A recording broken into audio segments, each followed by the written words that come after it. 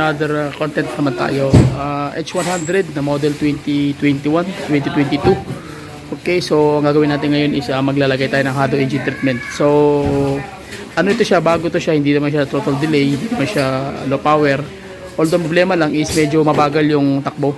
Mabagal yung hindi siya gaanong mahatak. So, yun lang yung problema. Once na tumatakbo ka na sa S-Lex o sa N-Lex ng mga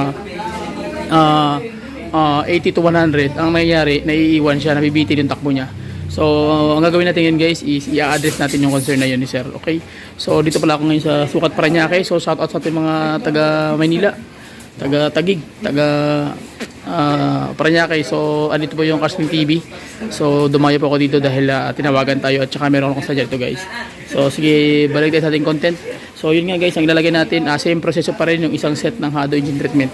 Yun ang ilalagay natin para may recover natin yung kanyang engine kasi nga nag-change oil na si sir, pero ang hinahanap natin dito is yung may recover natin yung lakas, yung hatak. So ang gagawin natin ngayon, ilalagay natin yung smart Hado engine treatment o smart nanotechnology na from Hado Philippines. Okay, so ano ba yun? So ito yung ilalagay natin guys.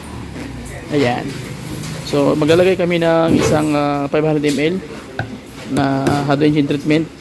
Tapos sa ano to, sa engine ilalagay guys. Pasensyahan nyo na yung dahil nabasa to ng tubig kaya ganyan. Pero hindi naman mahalaga yung labas guys eh. Ang mahalaga yung nasa loob. Okay? Yung nasa loob nito, yung mangyayari kung ano yung may tutulong niya sa loob ng makina. Tapos maglalagay tayo ng tatlong Hado fuel extreme economy. Ayan. So pinadala pa to ng LBC. Okay. So sige. So anong gagawin natin ngayon is papaandarin mo natin yung makina. Pagkatapos niyan i-RPM natin. Tingnan natin yung before ng result ng engine niya kung ano yung mangyayari. Okay, so doon na sa engine guys. Tara. Punta tayo ng makina. Okay, so papaandarin natin yung engine. Papakiramdaman natin kung ano yung under niya. So pasensya na kayo sa background ko dahil nandito po tayo sa isang sa fish industry. So may shipment sila kaya maingay yung background natin. Okay, so tingnan natin guys, papaandarin natin muna yung engine. Okay, so close ang door. So apak ng clutch, neutral. So pakiramdaman nyo guys yung under ng makina. So far okay pa naman, maganda yung under ng engine. Tsaka nasa normal siya na idling stage. Nasa automatic na sa mga 900 o 850 to 950. So ang gagawin natin guys is open natin yung aircon. Yan, para may load, para mabigat ang engine. So ano nangyayari ngayon, tingnan natin, pakiramdam natin yung under ng engine ha. Ito yung before na hindi pa natin nagtitreat ng Hado engine treatment. Okay, so ang ilalagay natin ngayon mamaya konti is yung treatment. Okay, so pakinggan muna natin yung before kung ano yung tawag yan, RPM nya. Pakiramdaman natin. Malakas.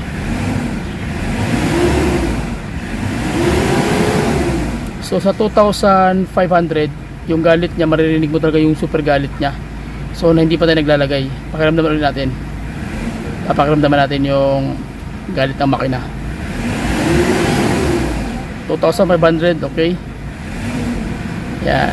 So ang gagawin natin is i-idle natin ng mga ilang minutes para uminit yung engine, para ilalagay na natin yung ating tinatawag na Hado engine treatment. Okay, so ito yung before. Yan. So nasa 2.5 bago siya magalit. Ibig sabihin parang singaw yung under, di ba? Yung tunog ng makina okay naman, pero yung under mismo ng compression tsaka yung kanyang during a 5-stroke, maririnig mo yung sabog ng combustion chamber sa intake side. Ibig sabihin may singaw yung kanyang compression. Kaya ganoon narinig nyo. Tsaka yung huni ng turbo, maririnig yung sipol, hindi gaano malakas o hindi gaano umaganda yung ikot ng turbo shafting niya. Okay, dahil nga doon sa may gas-gas yung kanyang turbo, yung kanyang shafting. So ibig sabihin, although bago pa ito, pero hindi siya ganun kapulido yung torque niya. Ibig sabihin hindi gaganda yung may mga gas-gas na yung loob ng metal to metal surface ng makina. So anong gagawin ni Hado? Yun yung gagawin ni Hado. Tatanggalin niya yung friction and then i-recover niya yung torque ng makina mo na mas mabilis pa doon sa original na bilis. Ibig sabihin, pag once na makrom niya yung metal surface, magkakaroon na yan ng walang sabit na, so smooth na yung takbo ng torque ng makina mo, yung metal to metal contact, wala na siyang friction, wala na siyang sabit, kaya magiging smooth ang andar nito. Okay, so ngayon pinapaliwanag ko lang sa inyo na hindi pa tayo naglalagay. At least once na naglagay na tayo, makikita nyo kung ano yung magiging resulta sa after.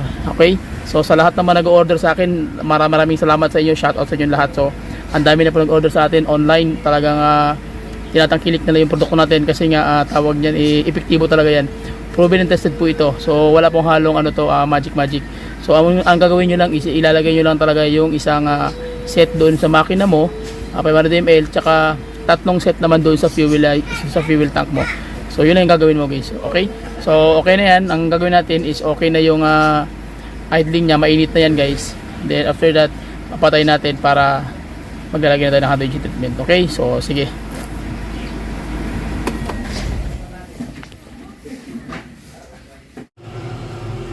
Okay, so ang gagawin natin guys, ilalagay na natin yung ating Hado engine treatment. Ayan, doon sa makina. Okay, so kanina napaka ng makina andar, ang galit niya is nasa mga 2,500. So ang gagawin natin ngayon, ilalagay natin to, check natin kung ano mangyayari sa RPM ng makina.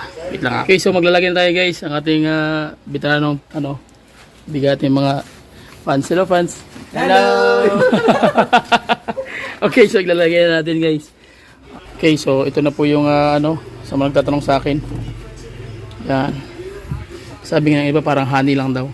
So, lagi kong sinasabi sa inyo guys, huwag niyo titingnan yung tawag yan, yung labas, kasi nga kung titingnan mo parang akala mo ano lang.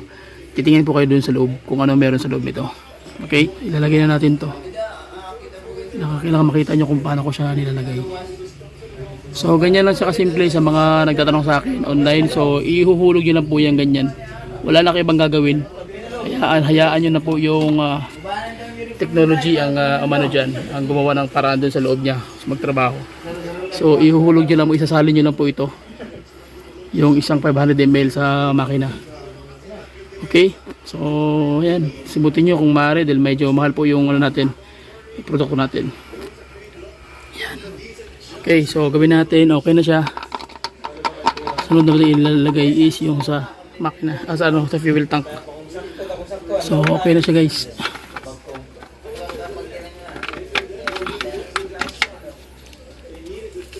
Okay, good. Tapos ngayon ilalagay natin sa fuel tank. So bakit magaganito na parang nag-shrink? Kasi naka-seal po kasi ito Kaya nag-shrink siya dahil may chemical po ito na pwede mag-expose, kaya nag-shrink siya. Kaya normal lang yan. So ilalagay natin ito sa fuel tank, 3. Okay? So sige, let's go. Tara.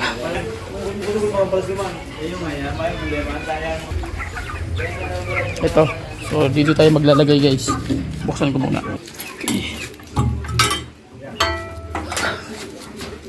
Susi.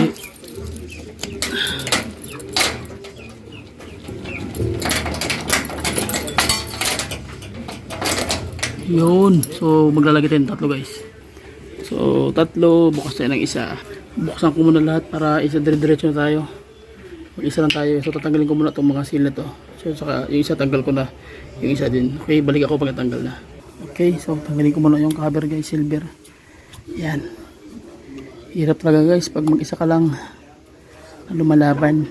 Hugot Okay, so lagyan na natin to. Yan. 3 bote. So magtatanong kayo bakit kulay black na siya, kasi ito na yung bagong packaging niya ng Fuel Extreme Economy Hado. Okay, so yan po yung rason. Dati kulay yellow, ngayon black na siya. Sabi ko lagi po, wag titingin sa lagayan, tingnan nyo po yung magiging resulta nito. Kung ano yung may tutulong ng Hado sa inyong makina na hindi kayo nagbubukas, na kaya niyang i-recover yung buong mechanism doon sa loob ng system ng makina mo. Yung power, yung dumi na kaya niyang ipalabas, at kaya niyang i-recover yung problema mo, yung low power, yung walang hatak sa takbuhan. Okay, so i-close natin. So balik ako guys. Tapos na tayo sa engine, sa ilalim. Okay lang, check natin, and then sa gagawin natin, idadaan natin to, tapos papandarin natin yung makina.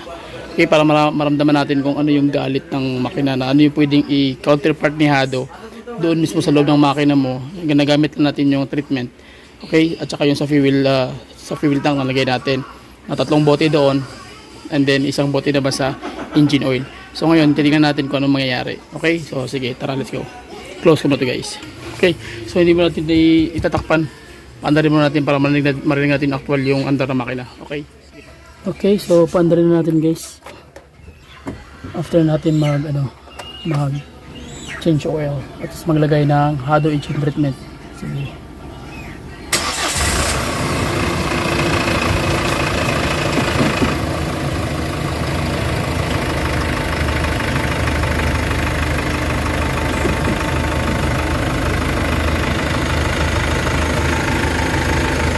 Okay, so ang gagawin natin, i-idle lang muna natin yung engine.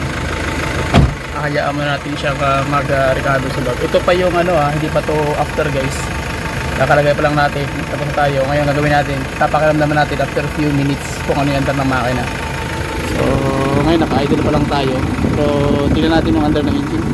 Bubuksan ko yung makina. Okay, tingnan natin kung malakas pa yung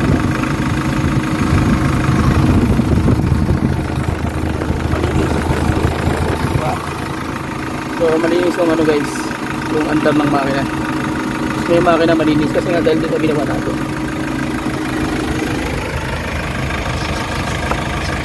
Yeah, so idle lang natin, may konti. Para kumalat yung hado doon sa loob mismo ng engine.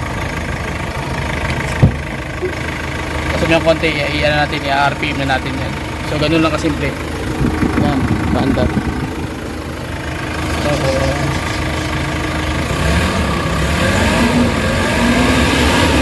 mo yung galit ng makina, nasa 2,000 na. Hindi ko ikakat yung video para makita nyo yung actual result ng ginawa natin na treatment.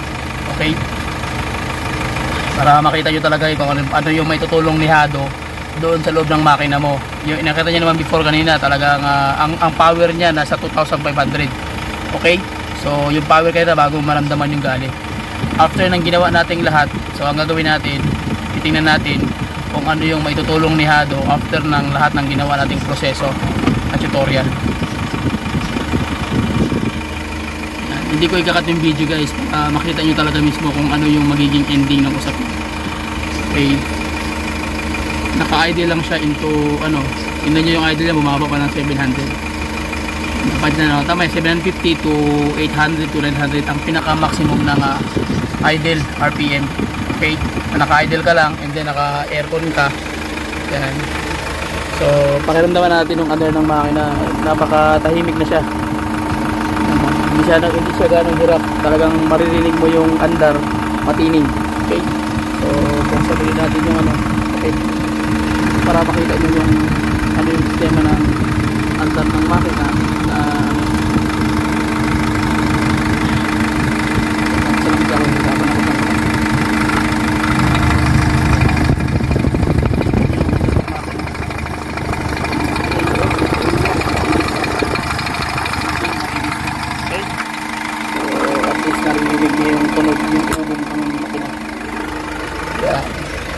idle lang natin guys ng mga ilang minutes pa para makita nyo talaga yung result.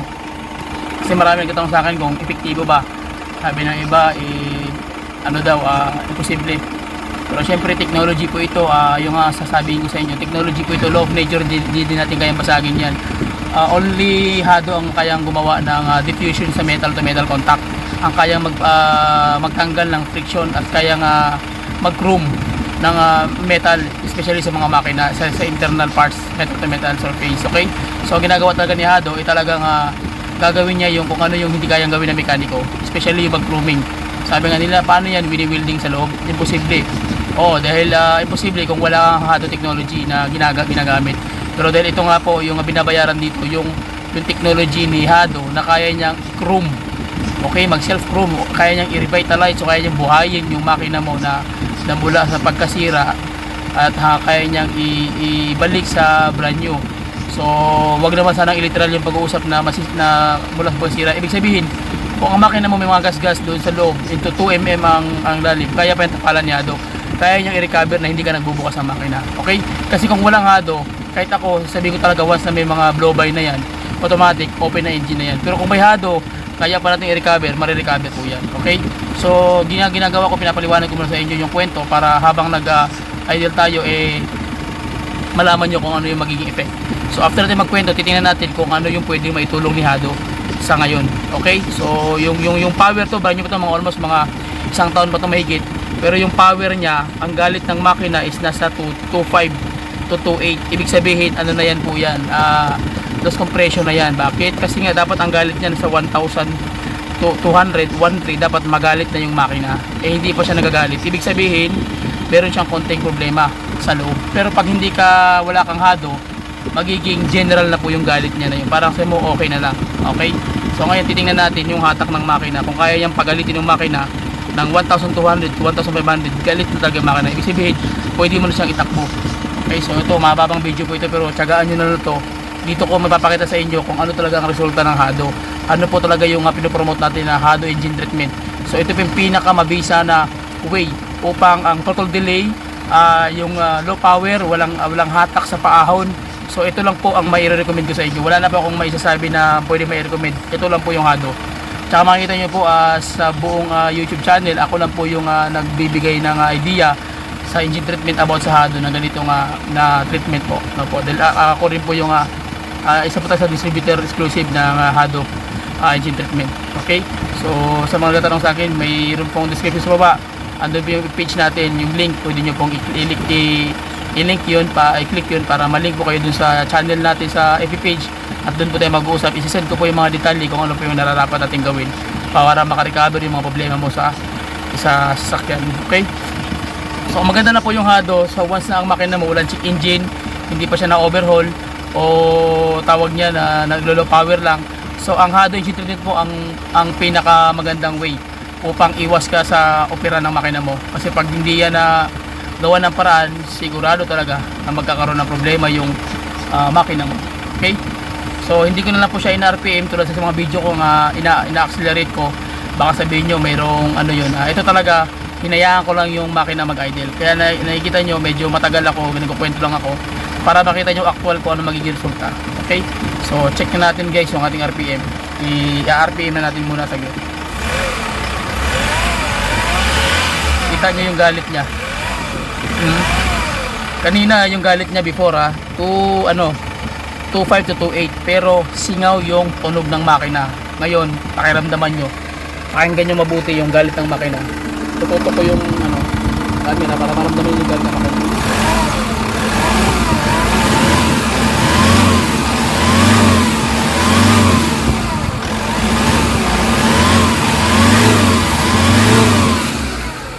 Narinig nyo yung galit ng engine guys. Yung galit ng makina, talagang solido yung tunog. Ibig sabihin, solido yung sabog ng combustion chamber. Kaya tingnan naman natin sa RPM kung ano hanggang saan galit yung makina na kanina nasa 2.8. Ngayon tingnan natin.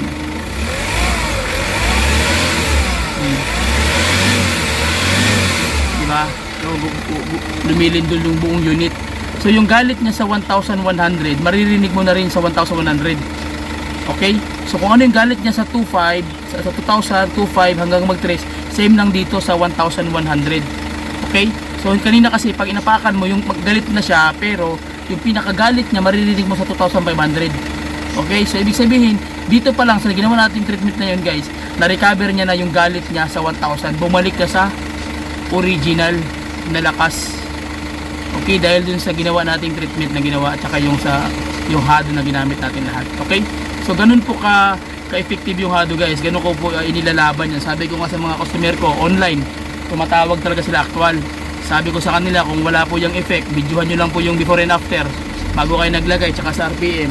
And then kung walang effect, willing po tayong mag-refund kung magkano po yung nabayaran nyo, sinasauli po natin yan. Okay? Dahil hindi po tayo tumatanggap ng result na hindi maganda. Bakit po? Kasi masisira yung company at masisira po din yung pangalan natin. Kaya iniingatan po natin yung company na talagang maganda yung magiging resulta na walang negative na impact. Okay? So far wala naman ako naririnig na impact na negative guys sa lahat naman nag-order sa akin sa online. So marami na yan sila. Hindi na natin maisa-isa. Pero one time gagawa ko ng video na ipakita ko sa inyo yung mga order sa atin. So ulit natin guys, yan ang after. Yung galit niya, dito na 2,000. Saka pag pinitik ko yung RPM, pitikin ko 1, 2, 3, pitikin ko 1, 2, 3. responsive agad siya. Saka yung galit niya, kung ano yung galit niya sa 800, same lang din hanggang 1,100, hanggang 1,500, hanggang 2,000, hanggang 2,500, hanggang 3,000. So ako hindi ko na ginang inaapakan yung tulad ng mekaniko na pinapaabot ng 4,500. Alam nyo kung bakit? Kasi ako bilang mekaniko, ramdam ko yung ano ng makina. Pag yung makina na hirap na nga yan umabante o ano, hindi mo na kailangan sipain pa yan ng 4,500 o 5,000. Ipapakita mo sa may-ari na low power o okay na yung makina. Bakit? Kasi kawawa yung engine. Okay lang sana kung sa atin yan, sa client yan. So concern lang tayo sa client. So once na marinig mo na yung RPM, huwag mo nang ihataw kasi kawawa naman yung makina. Okay lang sana kung pag nasira, babayaran ng mekaniko. Maraming mekaniko kung makaapak na accelerator, grabe, maabot pa ng red. Ibig sabihin ng red, delikado na yan. So gusto mo paabutin ng delikado ng 5, huwag na. Huwag ka na magpasikat. Hindi mo na kailangan pasikat ng RPM mo, tumatakbo ng ganyan.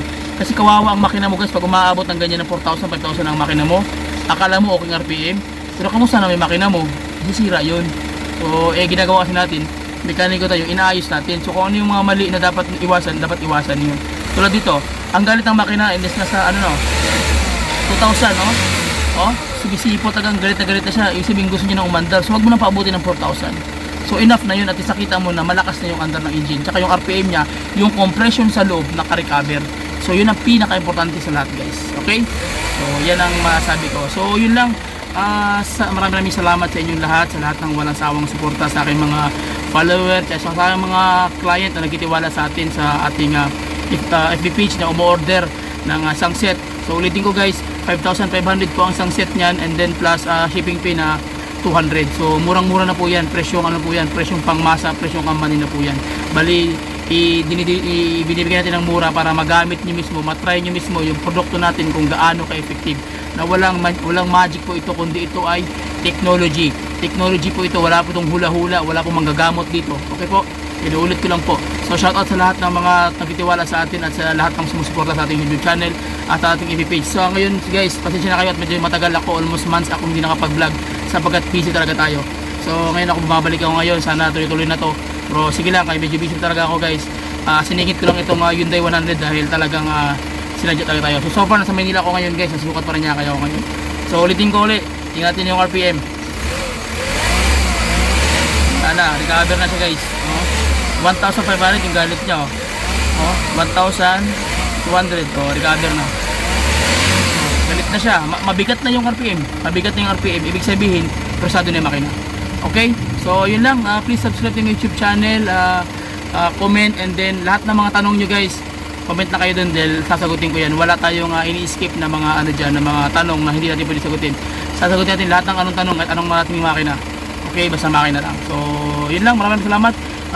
Again, please subscribe to my YouTube channel. Bye-bye and God bless. See you.